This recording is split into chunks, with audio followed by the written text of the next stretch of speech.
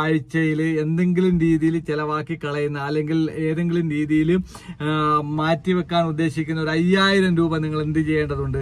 നിങ്ങളൊരു 12% നിങ്ങൾക്ക് 12%-ത്തിൽ-അധികം നിങ്ങൾക്ക് പ്രോഫിറ്റ് കിട്ടുന്ന ഒരു ഇൻവെസ്റ്റ്മെന്റ് മേഖലയിൽ സ്റ്റോക്ക് മാർക്കറ്റിൽ ഏതെങ്കിലും സ്റ്റോക്കിലോ അതല്ലെന്നുണ്ടെങ്കിൽ ഏതെങ്കിലും മ്യൂച്വൽ ഫണ്ടിലോ നിങ്ങൾക്ക് ഇൻവെസ്റ്റ്മെന്റ് ചെയ്തുകൊണ്ട് കണ്ടിന്യൂസ് ആയിട്ട് 20 വർഷം ആ പൈസ ഒരു ആവശ്യത്തിനും എടുക്കാതെ മാറ്റിവെക്കാനുള്ള വിൽ പവർ നിങ്ങൾക്കുണ്ട് എങ്കിൽ 20 വർഷം കൊണ്ട് നിങ്ങൾക്ക് റിട്ടയർമെന്റ് ചെയ്തുകൊണ്ട് നിങ്ങൾ ഇപ്പോൾ എത്രയാണോ 30,000-ഓ 25,000-ഓ രൂപ നിങ്ങൾക്ക് ശമ്പളം ലഭിക്കുന്നുണ്ട് എങ്കിൽ അത്രയും പൈസ മാസാമാസം എടുത്താൽ പോലും നിങ്ങളുടെ കൂട്ടിവെച്ച ആ ടോട്ടൽ എമൗണ്ടിന് ഒരു കോട്ടവും തട്ടാതെ അവിടെ ബാക്കി കാണും എന്നതാണ് അതിന്റെ മറ്റൊരു പോസിറ്റീവ് വശം. അപ്പൊ ഞാൻ പറഞ്ഞു വരുന്നത് എനിക്കും നിങ്ങൾക്കും എല്ലാം സാധിക്കുന്ന ഒരു വിഷയമാണ്. ഇപ്പം 20-22 വയസ്സുള്ള ആളുകളെ സംബന്ധിച്ച് ഒരു 40-45 വയസ്സൊക്കെ എത്തുമ്പോഴത്തേക്കിന് റിട്ടയർമെന്റ് എടുക്കാം.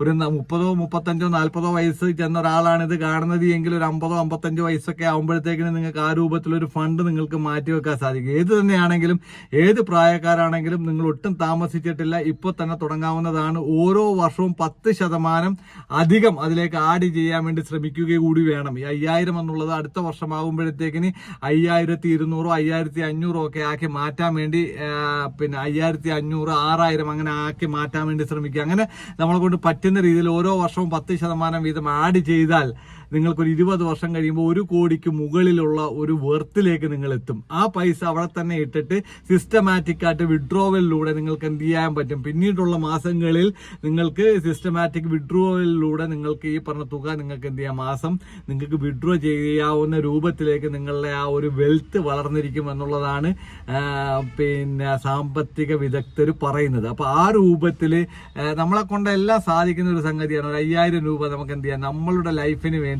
കാരണം ഒരു 20 വർഷം കഴിഞ്ഞ് ഇപ്പോഴത്തെ ഒരു പുതിയ തലമുറയാണ് വരാൻ പോകുന്ന ജെൻസി തലമുറയാണ്.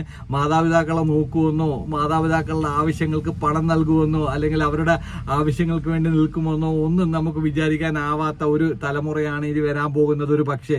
അപ്പോൾ നമ്മൾ എന്ത് ചെയ്യേണ്ടതുണ്ട്? നമുക്ക് ആവശ്യമായ നമ്മുടെ പ്രായമാകുമ്പോൾ നമുക്ക് മരുന്ന് വാങ്ങാൻ അല്ലെങ്കിൽ നമ്മളുടെ വൈഫിന് മരുന്ന് വാങ്ങാൻ അല്ലെങ്കിൽ നമുക്ക് നമ്മളുടെ കൊച്ചുമക്കൾക്ക് എന്തെങ്കിലുമൊക്കെ വാങ്ങിച്ചു കൊടുക്കാനുള്ള പൈസ നമുക്ക് എന്ത് ചെയ്യും? മാസാമാസം നമുക്ക് എടുക്കാൻ സാധിക്കും. അതല്ല നമ്മൾ ഇപ്പോഴേ ആ പൈസയൊക്കെ തന്നെ ചെലവാക്കി കഴിഞ്ഞാൽ നമ്മൾ ആരെങ്കിലെയൊക്കെ മുമ്പിൽ കൈനീട്ടേണ്ടി വരും. ഗവൺമെന്റ് ഉദ്യോഗസ്ഥർക്ക് അവർക്ക് പെൻഷൻ കിട്ടും, അതല്ലാത്തുള്ള ആളുകളുടെ കാര്യമായി പറയാം. നമ്മൾ എന്ത് ചെയ്യേണ്ടതുണ്ട്?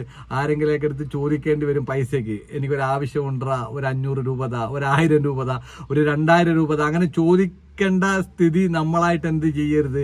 വരുത്താതിരിക്കുക എന്നുള്ളത്. എന്ന് പറഞ്ഞാൽ 40 വയസ്സാകുമ്പോൾ ജോലിയെല്ലാം കളഞ്ഞ് വെറുതെ ഇരിക്കണമെന്നല്ല. അപ്പോഴും നമുക്ക് എന്ത് ചെയ്യാം? ജോലിക്ക് പോകാൻ ആരോഗ്യം ഉണ്ടെങ്കിൽ നമ്മൾ